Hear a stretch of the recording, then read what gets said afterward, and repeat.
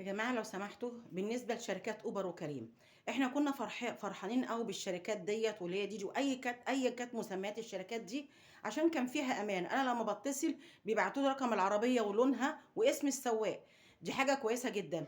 ما تركبيش عربية غير لمّا يبعتوا لِك المواصفات ديّة، يبعتوا لِك اسم العر ال ر رقم العربية واسم السواق ولون العربية وماركتها، كده يبقى فيها شوية أمان. لو عايزة أمان أكتر من كده بعد إذنِك قبل ما تركبي ما فيهاش أي حاجة خالص، صوّري صورة العربية أو صوّري السواق وابعتي الصورة دي لأي حد من قرايبِك، أي حد، ابنِك بقى، جوزِك، ابعتي الصورة دي لأي حد عشان تطمني مش أكتر. وبعدين لو السواق حد سالك ومحترم مش هيزعل.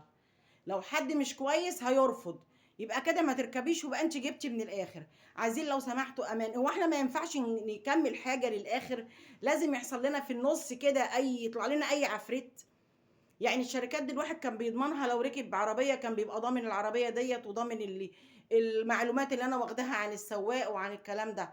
الأول كانوا بيقولوا لِك ده هو أو قبل كده لمّا جيت أركب طلبت رحلة، واحد قال لي ابعتي لي صورتِك. أبعت له الصورة عشان يتأكد إن اللي طالباه ستّة واللي طالباه مش عارف إيه والكلام ده.